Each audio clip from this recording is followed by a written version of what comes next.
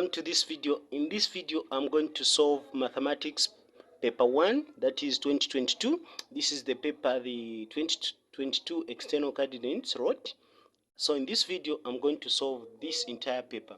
So when we look at this entire paper, it consists of two sections. We have got section A and section B, as you can see in the instructions. So I'll read through the instructions together.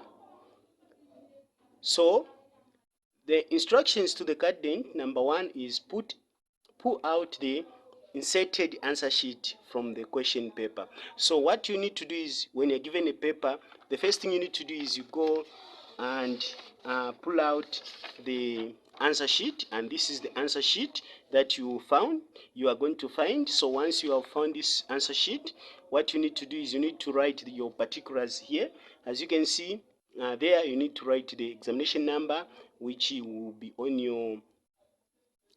your ID as well, and the center name. You are going to write the name of the center or the school where you're writing from. Then you're also going to write the school center code. So as you can see, there is no provision where they're asking you to write your name. So it's examination number, center name, and the school or center code. That's what you need to write here. So after you have done that, then we go further on. The instruction number 2 is write your examination number and school center name and code on the answer sheet. This is what I was explaining. Then 3, there are two sections in this question paper, section A and section B. Answer all the questions in both sections on the answer sheet provided. So when you find the answer, you're going to write the answers on this answer sheet provided. So as you can see, section A, there are just multiple choices, and you can see the instructions there. It's saying for each section, mark your choice with a cross or X. So that's what you need to do. If your answer is A, you write A. If it's B, you write B. Okay, just like that. Okay, so you're going to cross, not that you write B, you cross where there is B. Okay, once I've done that, then the next thing is okay, answer all the questions on the answer sheet provided. So I've explained even instruction 6, which is across the answer I've chosen. As you can see, they have demonstrated that's how you are supposed to. So no paperwork is to be provided. Any working should be done on the question paper. So that means when you're solving a question, you're not going to write, they're not going to give you an extra work. But as you can see, there is this column where they are saying space for working, so you can do your working here.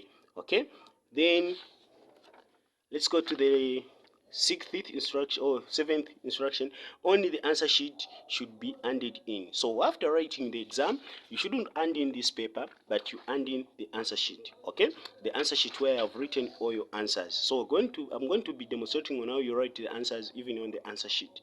Okay, then the instruction again saying information for candidates, cell phones and calculators are not allowed in the examination room. So when you're writing paper 1, there is no need for you to carry a calculator or a cell phone. You just go without those things. That's what you need to do. Okay, now let's go into solving this question. I'm sure you are clear with the instructions. So I'm going to put my answer sheet on the right side here. Every time I need to indicate the answer, I'll be getting the answer sheet. So let's go to question number 1. Okay, question number 1 is, what is the supplementary angle of 15 degrees? What is the supplementary angle of 15 degrees? So you and me, we know that the supplementary angle of any supplementary angles, these are two angles that add up to 180 degrees. So if we are asked to find the supplementary angle of 15 degrees, then we are asked to find an angle that we can add to 15 to give us 180 degrees. So what we're going to do to find this answer, we're going to say 1, or we can say 15 degrees plus x, we don't know this angle, is equal to 180 degrees. So we are going to put like terms together, then we remain with x is equal to 180 degrees minus 15. So when you subtract that, we're going to have x is equal to, so 180 minus 15 will give us 165 degrees. So the correct answer is 165 degrees, and it is C. So I'm not going to mark my answer on this question paper. Instead, I'm going to get the the answer sheet where I've written all the details. I haven't written the details, but you need to write all the details. And then I come where there is C. So question A, it's here. So the provision for the questions is here. So A, B, C, D. So my answer I found is C. So I'm going to mark here C. Okay, I'm going to cross there C as my correct answer. Then I'm going to go to question number 2. Okay, which of the following is an input device? Which of the following is an input device? We have keyboard, we have monitor B, we have printer, and we have speaker. So monitor is neither a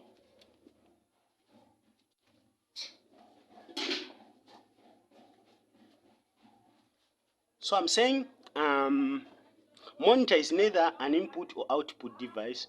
It is just a device that we use to when you're looking at the computer to see what you're doing. So the correct answer here is A, which is a keyboard.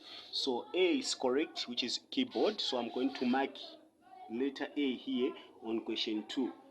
Okay, then we're going to go to question 3, which is which of the following is irrational number? So when you find the square root of 4, it's going to give you 2. The square root of 4 is equal to 2. Okay, then the square root of 25, I'll skip 5 first. I'm going to go to the square root of 25, which is equal to 5, and the square root of 36 is equal to 6. Now, when you look at these two numbers, when you look at these three numbers are not irrational numbers, they are rational numbers. Therefore, we can tell that B is the one that is giving us the answer, which is the square root of 5. For sure, the square root of 5 is not going to be a whole number, it will be a decimal number. So we're going to say B, and B is on, sorry, 5, and 5 is on B. So the correct answer for question 3 is B. Okay, is B. Okay, now let's go to question number 3. Always put your answer sheet at a closer space so that it's easier for you to reach out for it when you need to reach out for it. So the next question is write 97.349 correct to the nearest tens. Correct to the nearest tens. Now, here you should understand. Let me just rewrite the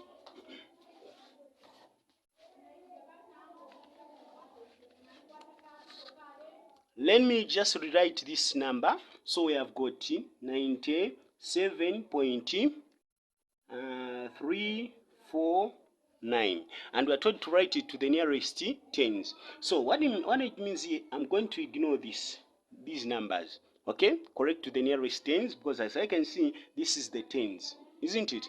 So I'm going to consider this number and this number. Okay, so now since this number is bigger than 5, that means I'm going to add 1 to 9. Okay, so when I add 1 to 9, so I've got 95, then I add 1 to 9, it's going to give me 10, so I'm going to write 10. And where there is 0, where there is 7 here, there should be a 0. Since this 7 is gotten rid of, then it's going to be 100. So the correct answer is D. Okay, the correct answer is D. So basically, this is what you need to do. So what you're going to do now here, we're going to mark D here on 4. We're going to mark D here as the correct answer. Okay, once we have done that, we can go now to question number 5. Okay, so basically what you can do for you to learn better, for you to learn well, what you are supposed to do is first you can also be pausing this video, then you try to solve the questions. And when you solve the questions, you come back, you check how to solve this question. Then I'm going to, then you could check your answer and the answer I've found. So pause the video, check if you have found, find the answer, then check the answer you found with the video, with the answer I'm going to get in this video. Okay, so once you have done this, then the next thing we're going to do is this now. Now we're going to go to question 5. So question 5 is asking us to find the value of 2 raised to the power of 6 divided by 2 raised to the power of 3. Okay, so here there are two methods that you can use to find this answer, to find the answer for this question. There are two methods. So the first one is, what you need to do is rewrite the number. We have got 2 raised to the power of 6 divided by 2 raised to the power of 3. Then what you can do now here is you expand this. So you multiply 2 by itself 6 times. Okay, by itself 6 times. So that is the 4th, the 5th, and the 6th. You put them in brackets, then you divide by 2, which is going to be expanded. We are talking about this 2, we're going to expand it 3 times. So we're going to have 2 times 2 times 2. Then what we're going to do here, 2 times 2 is 4, 4 times 2 is 8, 8 times 2, 16, 16 times 2, 32, 32 times 2 will give us 64. So it's going to be 64 divided by 2 times 2, 4, 4 times 4, 8. So we're going to have 8. So 64 divided by 8 will give us 8. Okay, that's the correct answer. So as you can see, the correct answer is A. The other method, the easiest one and the fastest, since you are in an exam, you just have to what you need to do is you can just check in this number we are given the base. These numbers, they are the same. These numbers, they are the same, 2, 2. So we're going to write 2. Then we're going to go to the powers. Since we are dividing, when you're dividing the powers, you subtract the index. Okay. So what means we're going to divide this? So we're going to say 6 minus 2. When you're dividing powers, you subtract the indices or the exponents. So we're going to subtract 6 minus 3, not 2, but 6 minus 3, this 3. So 6 minus this 3. Okay, so when you subtract that, it's going to say equal to, then 6, 2, then I'm going to write this 2 first. I'm going to write 2 here.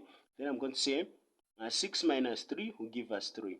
So the answer we're going to get will be raised to the power of 3. Then this one, we're going to expand it. We're going to say 2 times 2 times 2, which is 2 times 2, 4, 4 times 2, 8. So even here we've gotten the answer, which is 8. So A is the correct answer. So we're going to write A for question 5. The correct answer is A. You cross it like that. Okay. Okay, we go to question number 6.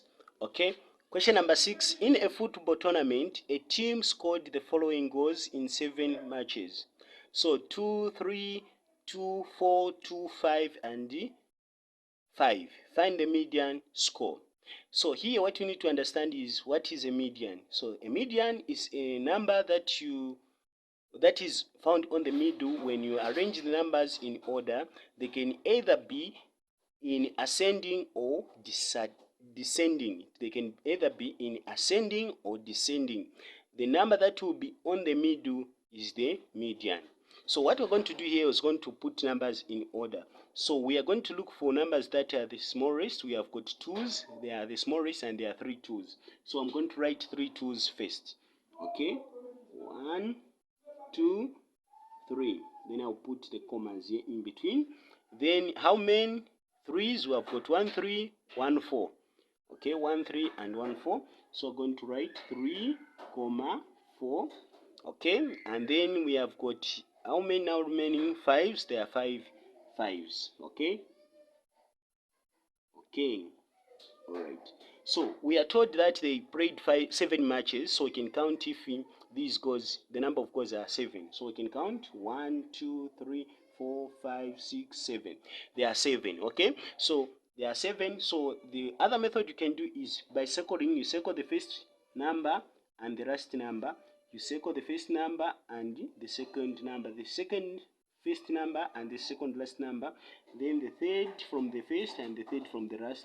The number that is in the middle is the correct answer. So here the correct answer is 3. 3 is the median of these scores which were scored. So the correct answer is B. So what I'm going to do again, I'm going to get the paper. This is question 6. And I'm going to mark the answer, which is 3, which is B, on question 6. The multiple choices, which is here. So I'm going to mark it like that. Okay. Once I've done that, then I'm going to put my answer sheet there. Then I'm going to go to question number 7. So question number 7 is here. So question number 7 is as follows. Given that the universal set is 1, 2, 3, 4, 5, 6, 7, 8, 9, 10. Set A is equal to 2, 3, 5, 7, 9. And set B is equal to 2, 4, 6, 8, 9. List the elements of A intersection B complement. A intersection B complement. Okay, so what we know is we have numbers from 1 to 10. Then we have got set A, which has got 2, 3, 5, 7, 8. Okay, so complement. So what we need to do is A intersection B complement. So we need to find the numbers that are found in set A and set B. Okay, so as you can see, 2 is found in set A and set B. We cancel it out. Then 3, let's check, it's not there. 4 is not in set A. 5 is not in set B. 6 is not in set A. 7 is not in set B. 8 is not in set A, and 9 is in both. So 8 and 9 are in both. So, oh sorry, 2 and 9 they are in both. So 2 and 9 they are in two sets, and those elements have cancelled are the ones that forms A intersection B. Okay, are the ones that forms A intersection B, meaning they are found in both A and B. Now the question is asking us to list members of A intersection B complement. That means we're going to leave out 2 and 9. The rest will be recorded. So our set A intersection B complement will consist of, then we are going to open bracket like this. Then we're going to have 1, 2 is cancelled, so we're not going to include it. So we're going to have 3, 4, 5, 6, 7, 8, 9 is cancelled, as you can see, so it's not going to be included. So we're going to have 10. These are the elements of A intersection B complement. And which one has those elements? So you see that the multiple choice C, the answer C has got those elements I've written there. Always you remember to put commas in between elements of a set. Okay, so as you can see, that means say answer C has got the correct answer. So on question 7, the correct answer is C. So C is the correct one, so I'm going to cancel it like that. Here in this video, I'm using a pencil, but in an exam, you're going to be using a pen, so you use the pen to do that. Okay, we go to question number 9. Question number 8. We go to question number 8. Okay, question number 8 is saying evaluate 5 minus negative 2. 5 minus negative 2. So what I'm going to do is I'm going to rewrite the expression, which is 5 minus negative 2.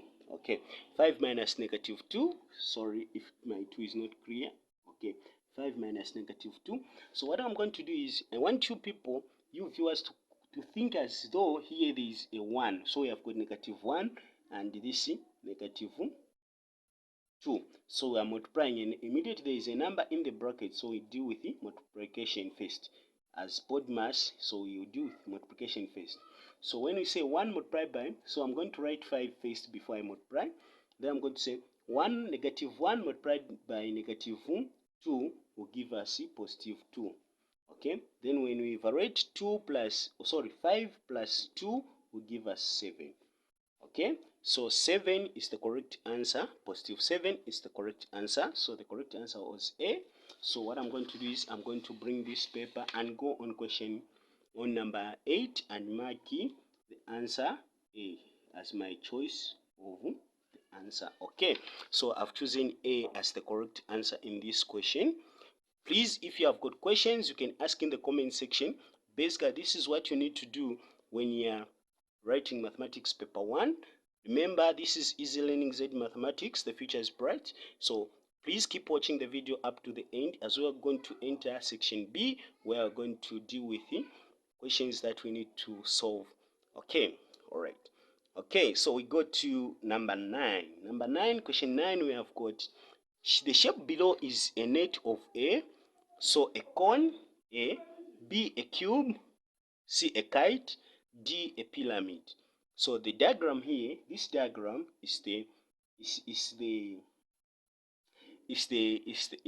net of a pyramid, a square pyramid. A square pyramid is called a square pyramid because the base here is the square. I don't know if it's a rectangle, but this is a pyramid. So it can even be a rectangular pyramid or a square rectangle, depending, because these sides seems to be longer than these, so it can be even a rectangular pyramid. So the correct answer is the pyramid. This is a pyramid, so the correct answer is D. On 9, the correct answer is D. Okay, so I'm solving question paper for paper 1, 2022 external mathematics grade 9. This is the paper that came in August. Okay, let's go to the next question. Okay, so question 10 was as follows. Which of the following triangles are congruent? So when you look at these triangles, you'll see that the triangles that are congruent are P and R. P and R. So the correct answer is B. So what I'm going to do is now I'm going to get the answer sheet and marking B as the correct answer. Okay. Okay, once we've done this, then the next thing we're going to do now is we're going to go to section B. Okay, so question B is as follows. Section B is as follows, and we're starting from question 11 to question 30. So question 11 is write the, okay, question 11. Okay, before I go to question 11, let me go through the instructions. The instruction is each question in this section carries 2 marks.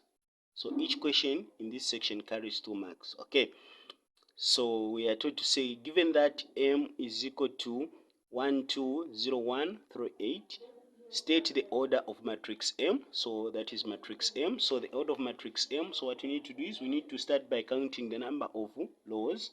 So we can see that we have got 1, 2, 3. So there are 3 rows. So we're going to write the order is, I'm going to write 3. Okay, then how many columns? So we can count the columns. We have got 1, 2. So the matrix is 3 by 2. That is the order of the matrix, and that is the correct answer, which is 3 by 2. Okay, next we are asked the question to find the answer. So we have found the value of the order of matrix. So we are supposed to write that on this question. So we have got A there, and that is question 11A we found. So we're going to write 3 by 2. So if you're using the pen, you're going to use pen there to write the order, which is 3 by 2.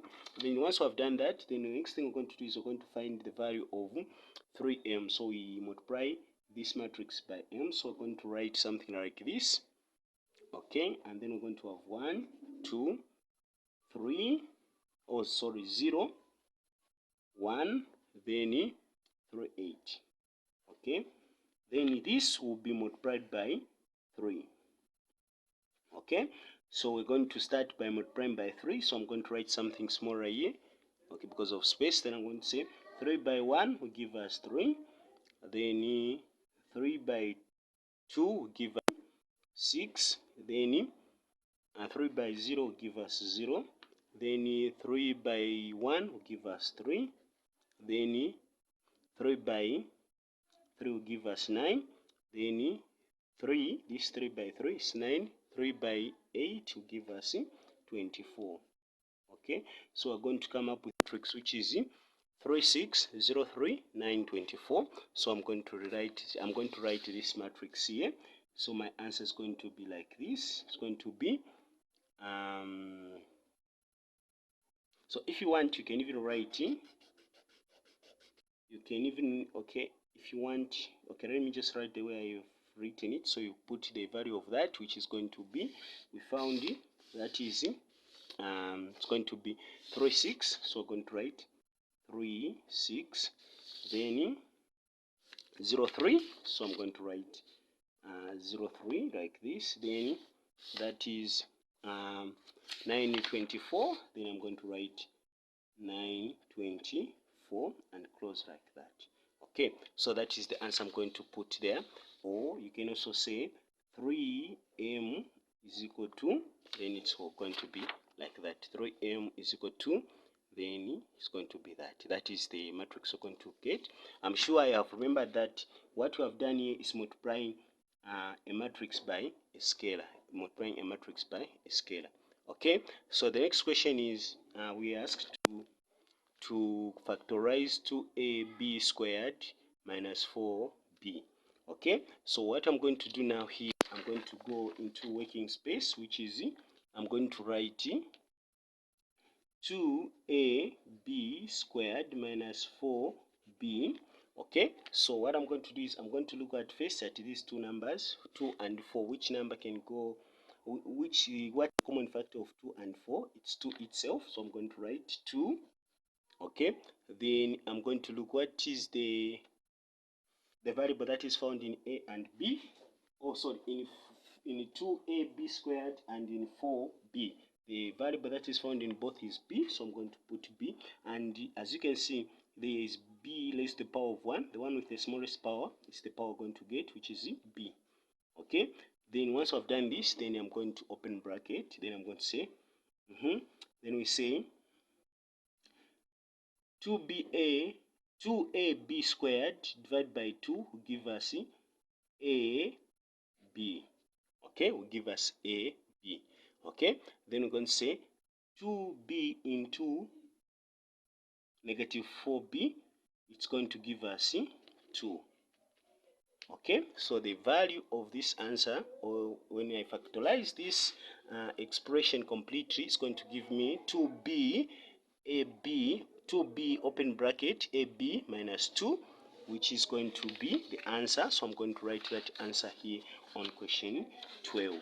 Please, you should always be very careful when you're copying the question, the answer, the final answer. You make sure that you write it on the right number. So it's going to be 2b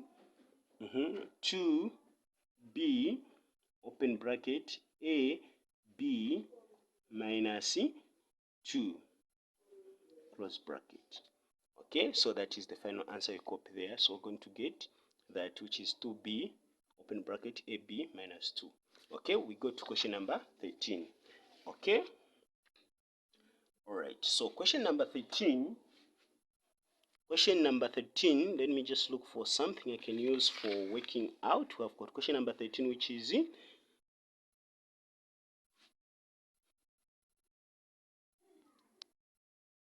okay, so question 13 was as follows. A businessman invested 650 for 6 months at an annual simple interest rate of 15%. How much interest did he earn? Okay, so this businessman had put, I'm going to use this for working out. So we are told he had put 650. So first of all, I'm going to come up with the formula for interest, which is interest is equal to principal multiplied by rate, then times time over 100.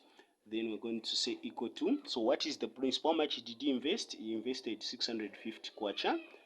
So I'm going to ignore the zeros first. These two zeros, I'm going to ignore them a bit. Then what was the interest rate? We are told is 15, so that's what we're going to put on the rate. We're going to say multiplied by 15, then multiplied by, then what is the period? The period we are told is 6 months, so we're going to multiply by 1 over 2, because there are 12 months in a year. So if it's 6 months, that is half of the year. So we're going to write 1 over 2. The whole of that divided by what? 100. Okay, so what we're going to do now, since we have got 350 there, so we can say here we're going to put in this, we're going to divide by 100, so it's going to give us 6.5 kwacha. Then we cancel that, and 100 by 100 is going to give us 1. So 1 into that will give us 1 into that is going to give us what? 1 into that is going to give us something like 1 into 6 kwacha 50 ngwe. It's going to give us 6 kwacha 50 ngwe, which will be multiplied by 15, then multiplied by 1 over 2. So 1 over 2, when you multiply this, we cancel this, and this is going to give us 7.5. Okay, so 7.5, then we can come here, we write 6.5 kwacha, 6.5 kwacha times 7.5. Okay, times 7.5. I'm sure you're following me very well. So when you multiply that, it's going to give us what? When you multiply that, it's going to give us let me just see how I can multiply. When I multiply that, it's going to give us 48. Okay, so when I multiply that, so what I can do is I can multiply it like this: 6.5 multiplied by 7.5. So what I'm going to do now is I'm going to ignore the decimal points and the decimal places. I'll take them as whole numbers. So I'm going to multiply like that. 5 by 5 will give me 25. Okay, so I'm going to write, so not what I've written here now. I don't know what I'm writing here. 5 by 5 will give me 5, 25. Then I'm going to write 5, carry 2.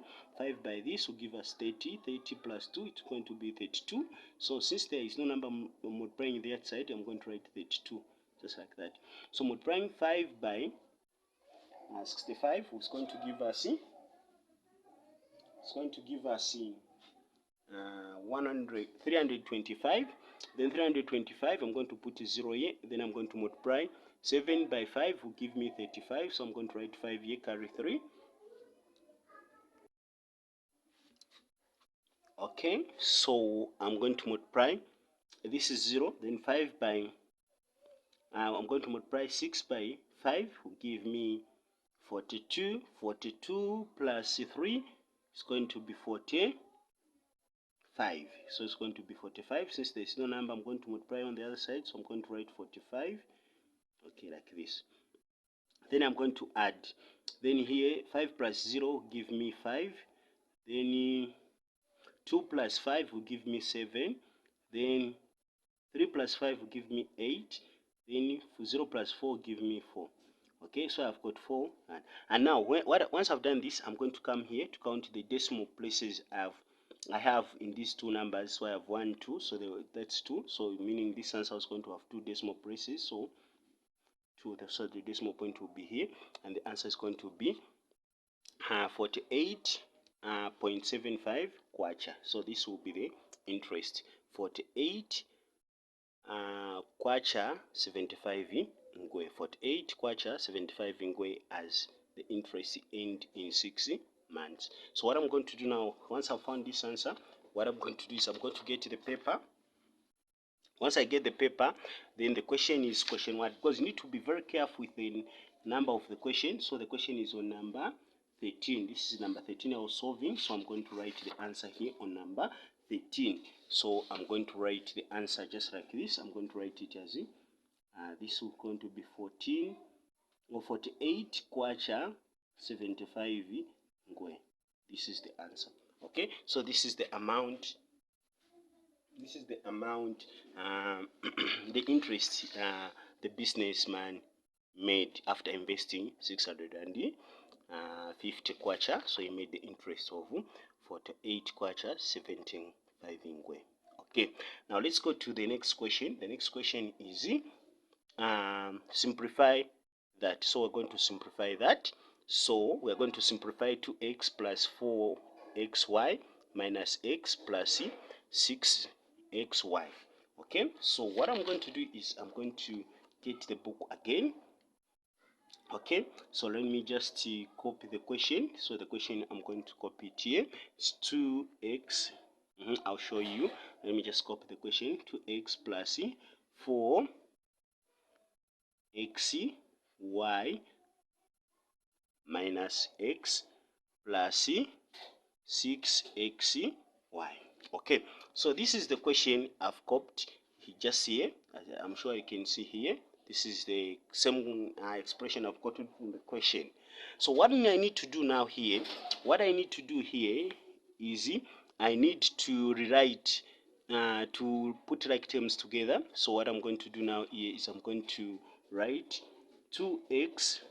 Okay, then I'm going to look for the other term that has x. You see this one, they have got the same variable, so we're going to say minus x, which is 1x in the other term. Then once I've done that, then I'm going to write that is plus 4xy. Then once I've done that, then I'm going to say plus 6xy. Okay, these are like terms. Now as you can see, I've put these in groups of like terms. Like once I've done that, then I'm going to have something like 2x minus x will give us x. Then we're going to have 4xy plus 6xy will give us 10xy, positive 10xy, so it's going to be plus 10xy. And this is the answer you need to write, to record in your answer sheet. So I'm going to get my answer sheet. I was working question 14. So question 14, I found that in question 14 I found that the answer is x plus 10xy. Okay, so that is the answer, x plus 10xy. Okay, now we go to the next question.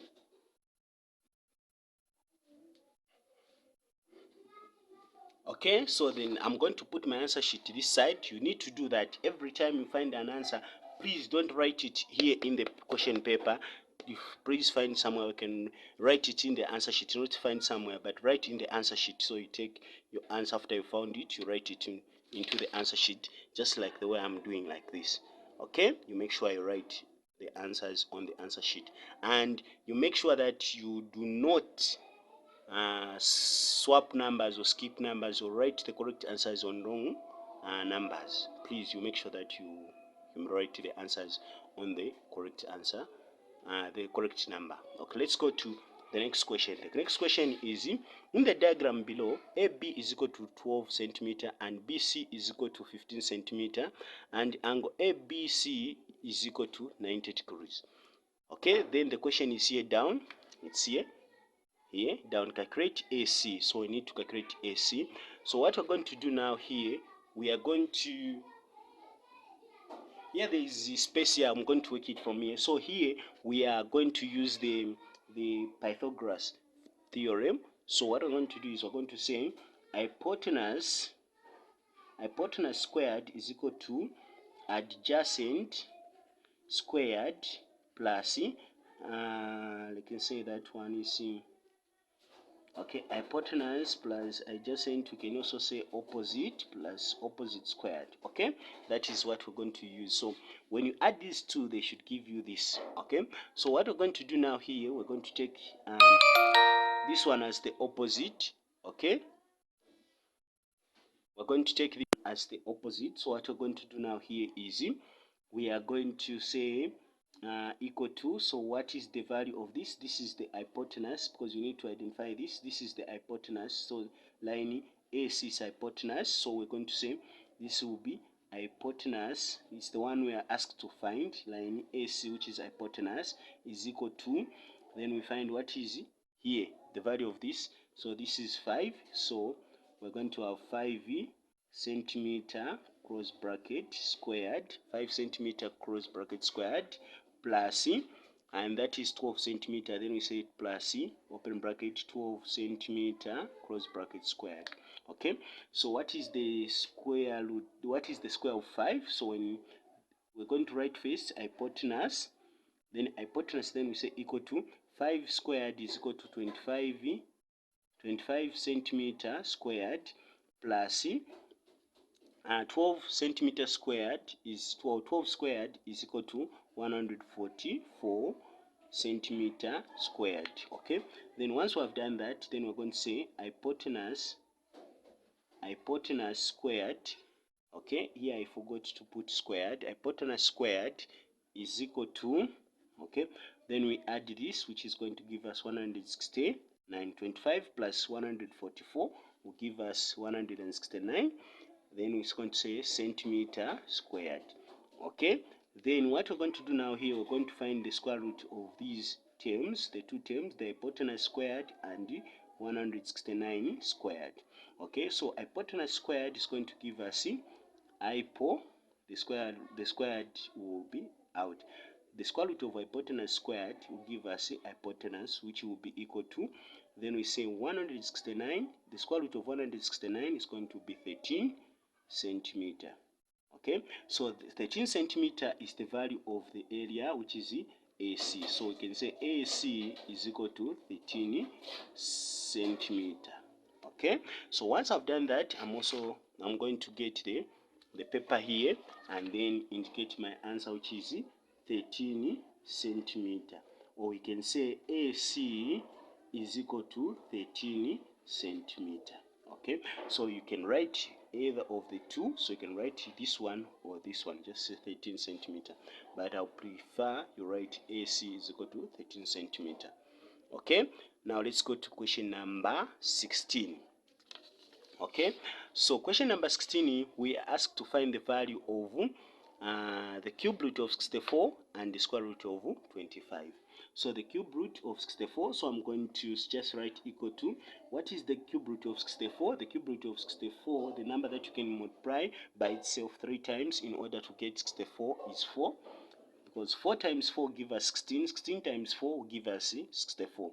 So the cube root of 64 is 4. If you don't know how to find the cube root, please check on our video where we wrote the square root and the cube root of numbers. So you just go on the playlist called cubes and the cube roots, or square roots and the cube roots. You watch the video on how to find the cube root of a number, you are going to learn more.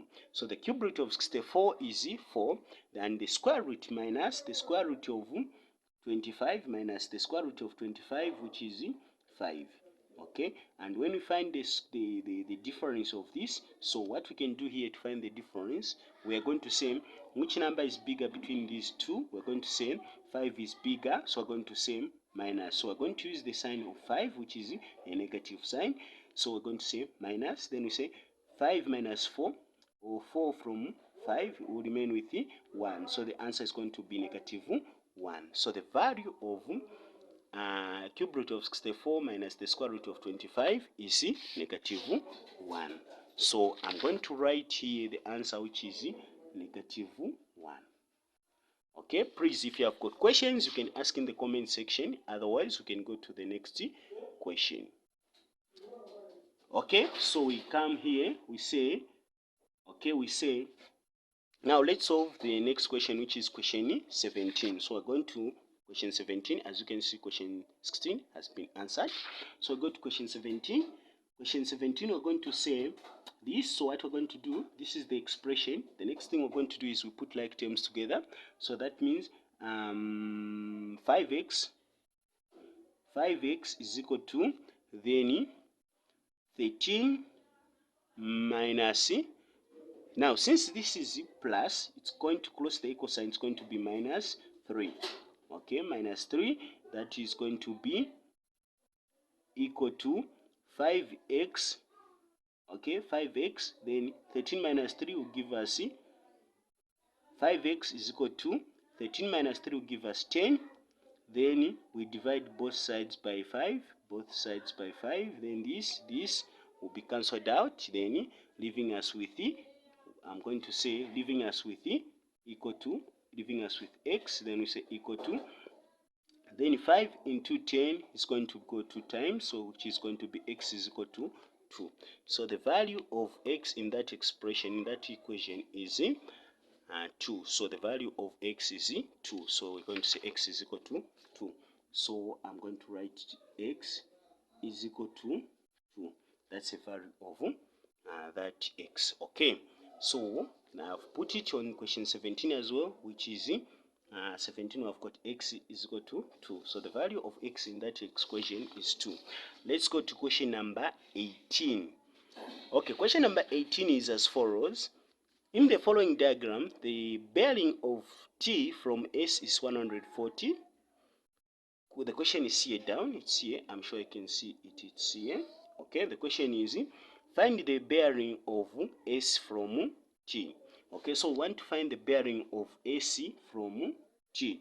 Okay, so the bearing, it should be here from T, so I'm going to draw the line like that. This is the north line as well, so this line is parallel to this line, and then we are told to find the bearing of S from T. So S from T. So where is S from T? Let's check.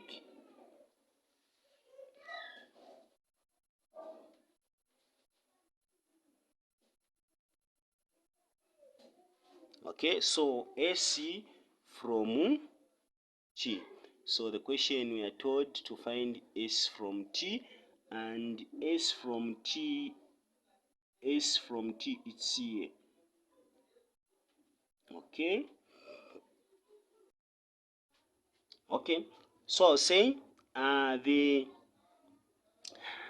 bearing of S from T is this one here, the one I've drawn, so up to here. Okay, so now we know that this line and this line are parallel lines, and then this line, which is ST is a transversal.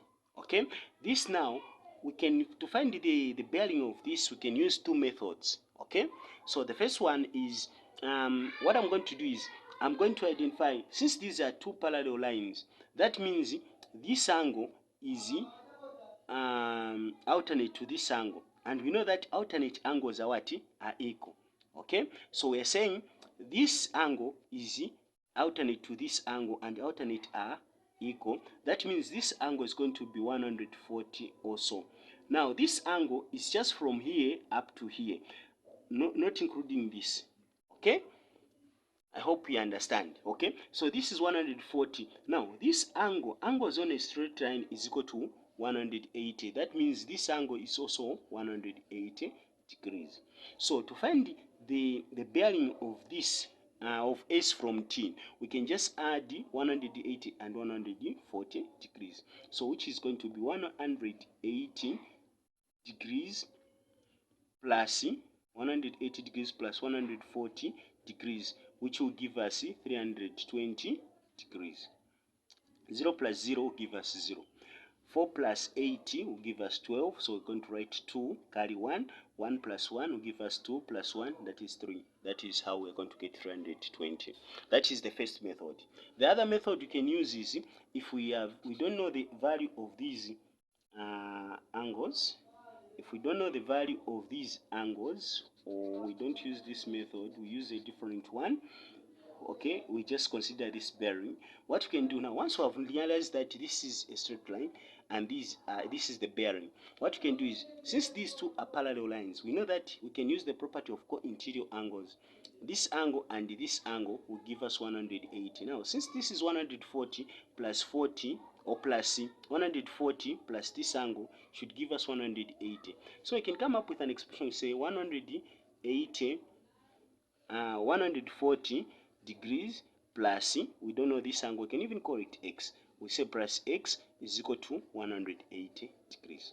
Okay, then we say, we put like terms together, then we're going to have x is equal to 180 degrees minus 140, because crossing the equal sign becomes minus 140 degrees.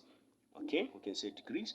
Then we find the difference. We're going to say x is equal to 40 degrees. Okay, now this way we have used the property of co-interior angles. There are two methods that you can use. Okay, so the second one is the one I'm demonstrating here, where you use the property of co-interior angles. You find the angle of this. Then after you found the angle of this, which is 40 degrees, okay, then we're going to use the property which is called the angles on a point add up to 360 degrees. Angle at a point add up to 360 degrees. So since angles at a point add up to 360 degrees, so the entire this revolutionary angle, the entire angle, this one, the 360 degrees, the only angle which is known is 40 degrees. So the unknown angle should be minus 40 degrees. So you can say this angle, we can call it as well as y. So we can say 40 degrees plus y. Now remember y, this is the bearing we're looking for. Y is the bearing we're looking for, is equal to 360 degrees. So we're going to put like terms together, then it will be y is equal to 360 degrees minus, since it's going to cross the equal sign, it's going to become minus 40 degrees. Then when you subtract that, you're going to have y is equal to 320 degrees. 360 degrees minus 40 will give us 320 degrees. So 320 degrees, this is the bearing, this is the entire bearing. So that is the same answer we found when you use that method. So basically, that's how you can find the bearing in an exam, just like I've demonstrated. So again, I found the bearing, so I'm going to go there and say, I'm going to write the answer to be 300, so not 360, but 320. Okay, let me just put it here. It should be 320 degrees. This is the bearing of S from T. Okay, this is the bearing of AC from, this is the bearing of AC from T. The bearing of S from T is 320 on number 18. Now we can go to number 19. Okay, so number 19. We have that question there, which we need to. The question is convert 11.001 in base 2 to base 10. Okay, so what we're going to do now here, I'm going to get this book since there are no much space there. I'm going to use that, and we are told to convert. So the number we're converting is 11.001 in base 2 to base 10. That's the number we're going to convert. So what I'm going to do now here, I'm going to use the place value method. I'm going to use the place value method.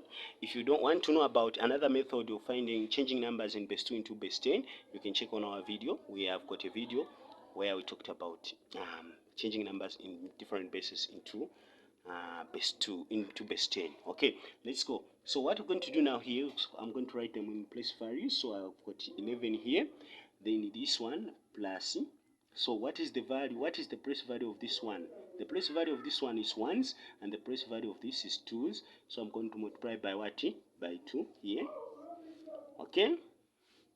Then plus, then 1 multiplied by 1, then plus I'm going to multiply 0.5 multiplied by,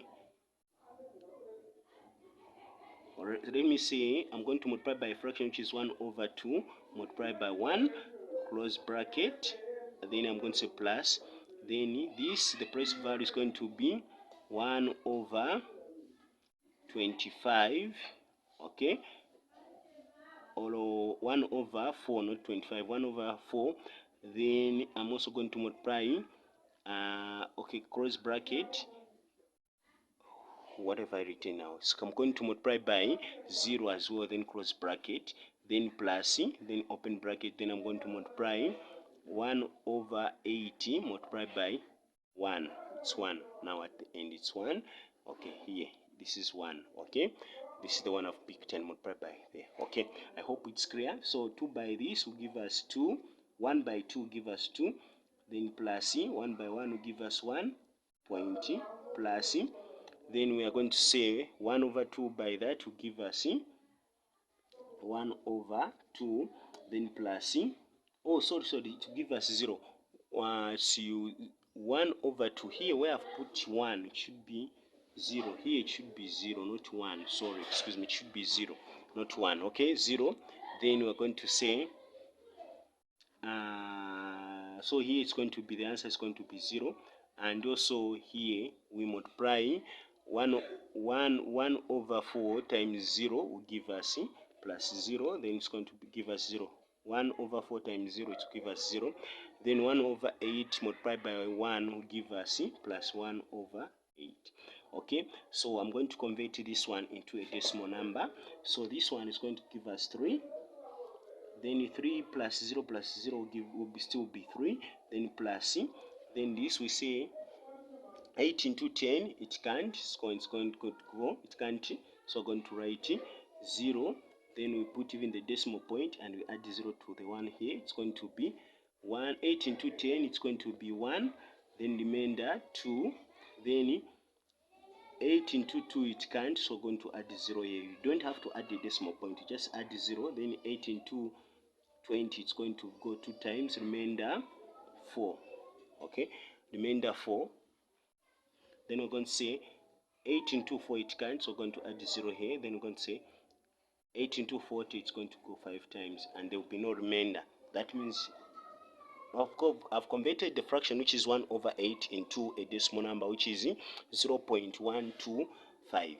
Okay, so when we add 3 plus 0.125, so 3 plus 0 will give us 3, then 1, these they will remain the same, so it's going to be 1, 2, 5. So the converting 1.001, or sorry, converting 1.001 in base 2 will give us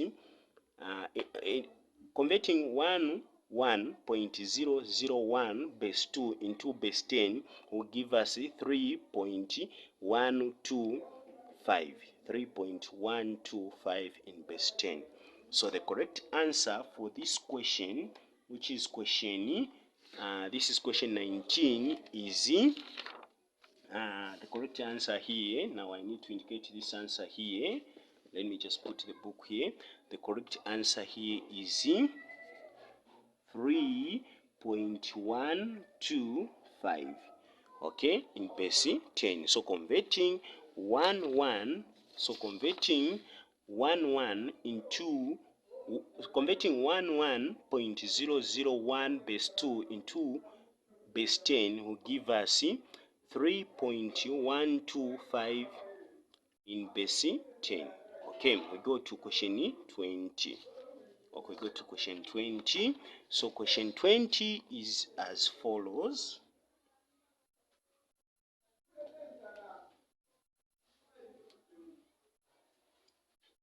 Question 20 is as follows. There are 9 boys and 15 girls in a class. What is the ratio of girls to boys in the class in its lowest term? What is the ratio of girls to boys? So what you need to do, I'm going to use this space here on top. We are told to find the ratio of, the ratio is girls to boys. So you need to pay attention to the ratio given, which is girls to boys. So you need to pay attention to this ratio. So it's girls to boys. So you can write G to B. Right? So girls to boys. So we are told girls how many? 15. Don't just slash numbers because 9 is appearing first, you put it first, the answer will be wrong. So you pay attention to the information. So girls were told they are 15. So we're going to put 15 here. 2. How many boys? So boys were told they are boys, they were told they are 9. It's here 9. So we're going to write 2, 9. Okay, now once we have done that, then we're going to find a common number that can go into both. So we know that 3 can go into both. So 3 into 15 will go 5 times, and 3 into 9 is going to go 3 times. So the ratio is 5 to 3 in its lowest term. Remember, they have said we take the ratio to its lowest term, so the ratio is going to be 5 to 3. So the correct answer is 5 to 3. So I'm not going to forget, I'm going to go back to the question paper and write the answer, which is 5 to 3. Okay, that's the ratio of girls to boys is 5 to 3. Okay, if you have got questions, if there's anywhere I left behind, you can ask in the comment section. I'll be very glad to respond to your questions. Okay, let's go to the next question. Okay, the next question is, the volume of the wooden block is 150 centimeter cubic and its density is 0.5. Its density is 0.5 grams per centimeter cubic. Find the mass of the block. Okay, so what we're going to do is we're going to find the mass of the block. So to find the mass of the block, what we need to know is to find the mass of the block, to find the mass when density and volume is involved, we multiply density by volume. Okay, density by volume is going to give us the mass of the block. Okay, so we can see that we have got what is the density. We are told density is 0.05 times 150. Okay, 150.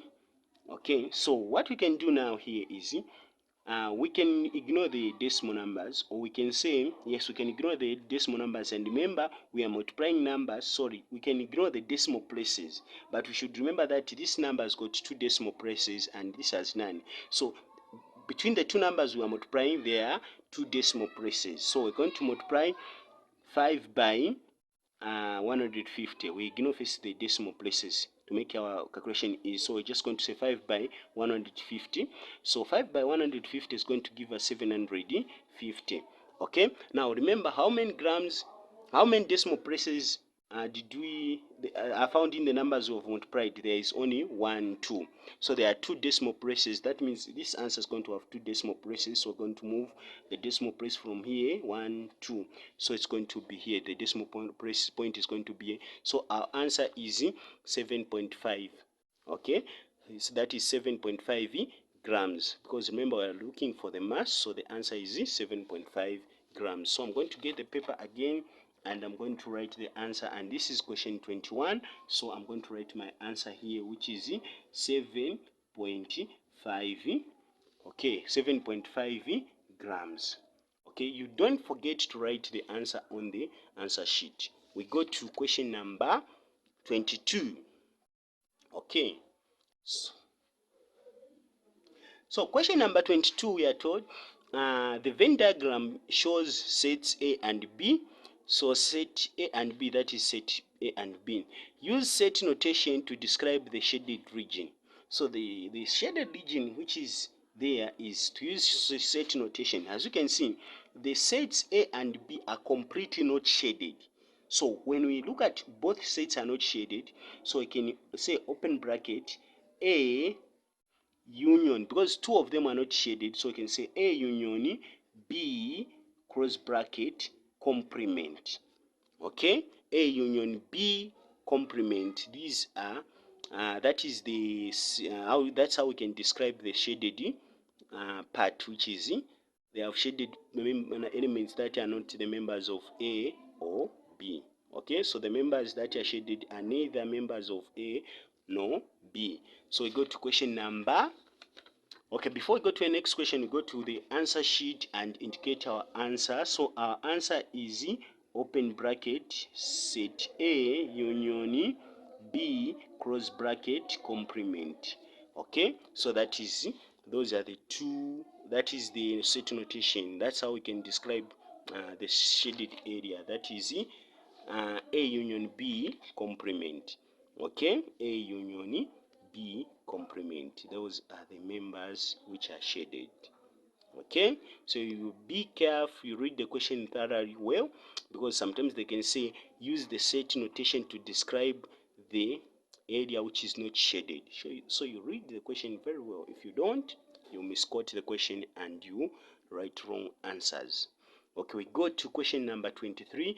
Given that f of x is equal to is equal to 5 minus 2x, find the value of f of negative 3. Okay, so what we're going to do is we're going to replace. So I'm going to say okay, here I'm going to write so I'm going to write f of negative 1, okay, is equal to 5, okay, minus 2 multiplied by negative 1. Okay, so we're going to say equal to, then we're going to say we multiply that. First we consider this times this will give us positive 2, so we're going to have 5 plus 2. Okay, 5 plus 2, which will give us equal to 7. So f of negative 1 will give us the answer, which is 7. So f of negative 1 is equal to 7. So I'm going to write that on the answer to say, I'm going to write something like f of negative 1 is equal to 7. That will be the answer. F of negative 1 is equal to 7. That is the answer. We go to question 24. Please, if you are behind, you have not understood exactly, you ask. I will be glad to respond to you. We go to question number 24. The size of each interior angle of a regular polygon is 165 degrees. Find the number of sides of this polygon. Find the number of sides of this polygon. Okay, so we all know that the exterior angle plus interior angle gives us 180 degrees. They lie on the straight line. So if the size of each interior angle of a regular polygon is 165, then the value of the exterior angle is equal to 180 minus 165. So what we're going to do now here is we're going to write now here. Remember, the interior and the exterior angle, they lie on the same straight line. So meaning the size of the interior angle plus the size of the exterior angle will give you 180 degrees. So since the interior angle is 160 degrees, then therefore the value of the exterior angle is equal to the difference of 180 and 165 degrees. So what you need to do is you need to write 180 degrees minus 165 degrees. So what is the value of the exterior angle is equal to 15 degrees. Okay, now for us to find the number of sides which are asked in the question, find the number of sides. Now this is what we're going to use. We know that the sum of exterior angles, is equal to 360 degrees. Okay, the sum of exterior angles is equal to 360 degrees. No matter how many exterior angles are, no matter how much the number of exterior angles are, the sum is 360 degrees. Okay, and then we also know that the number of angles is equal to the number of sides. So we can find the number of angles to find the number of sides. If we know the number of angles, then we even know the number of what? Sides. Okay, so what we're going to do now here, we're going to divide 360 degrees, which is 360 degrees is the total sum of interior and of exterior angles. 360 is the total sum of exterior angles. Then we are going to divide it by 15 degrees, because 15 degrees is the size of the exterior angle, so it's going to be divided by 15 degrees. That means when you add the number of angles, the number of angles they are, is going to give you 360 degrees. So if you add all the exterior angles, should give you 360 degrees. And this is the property you need to know, that the sum of exterior angles is always constant, which is 360 degrees. So we're going to say 15 into 3, it's going to go 2 times. 15 into 6, it's going to go 4 times. Okay, so let me see. Okay, I've divided very well. So yeah, let me see if you have done 15.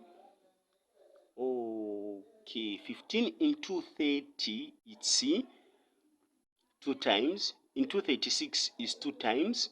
Then 15 into 60, because we are going to remain with it, into 36 it will go 2 times, remainder 6. Then 15 into 6 it won't, then we shall get this 0, it becomes 60. 15 into 60 it will go 4 times, and this is the 4 which is here, so it will have 24 sides. So this polygon has got 24 sides.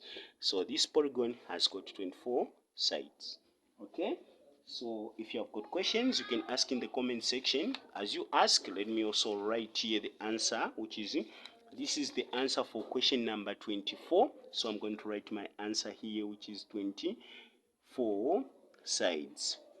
Okay, you don't just write 24. The examiners are not going to know whether it's sides or degrees. So you write 24 degrees and or 24 sides. You put the word sides. Okay, once I've done that, now we can go to question number 25.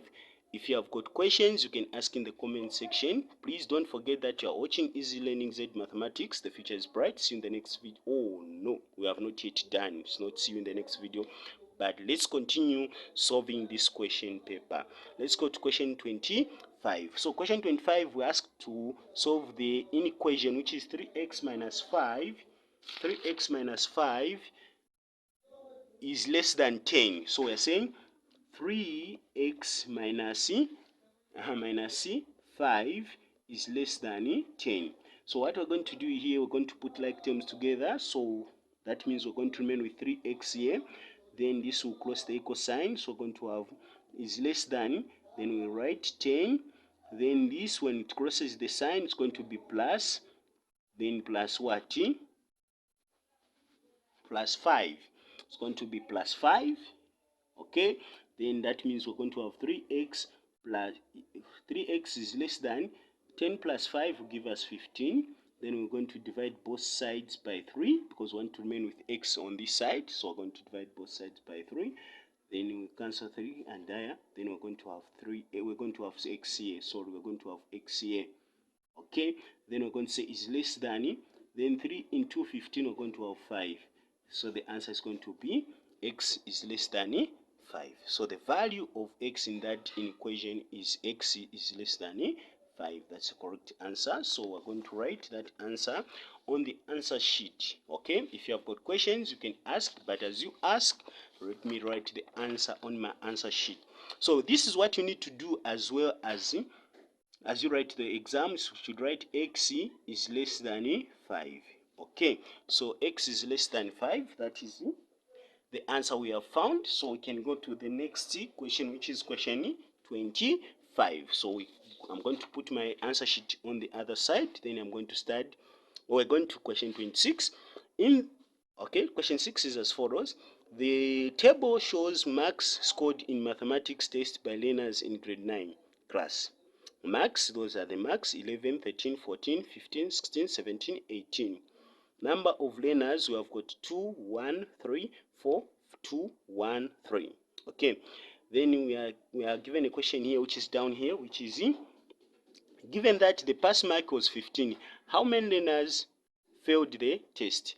So the pass mark was 15. As you can see, the columns for marks are here. The law for the marks is here. This is the law for the marks, and the pass mark was 15. So the pass mark is 15. So children who passed the exam, it's beginning here. These, they passed the exam, and then these starting from 14 down here going this side, they failed the exams. So how many passed the exam? So how many failed the test? How many failed the test? So you can add 2 plus 1, it's 3, plus 3, it's 6.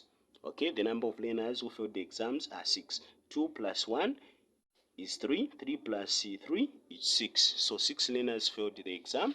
So this one is simple. You just go there and write 6 learners failed the exam. Okay, very good. Now, since you are watching Easy Learning Z, there will be no learner that will fail mathematics.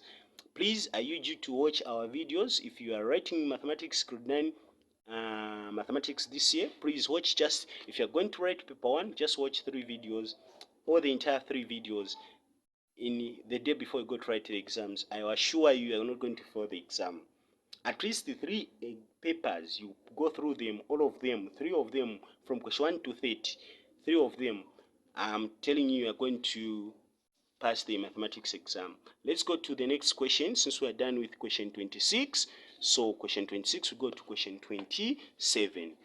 In the following diagram, ABCD is a straight line. As you can see, this is ABCD, a straight line.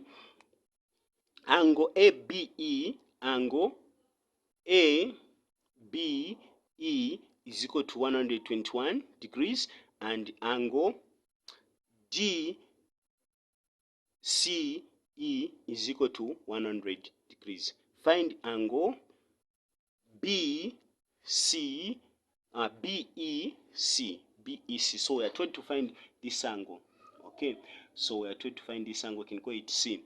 So what are we going to do? So what we're going to do is we're going to find the angles here and these angles here. These are the weakest point they have given us to use. So let me start on this side, which is simpler, which is 100. Now we know that angles on a straight line add up to 180 degrees. So meaning this angle and this angle, they add up to 180 degrees. So if 2 of these angles, they add up to 180 degrees, what is the value of this angle?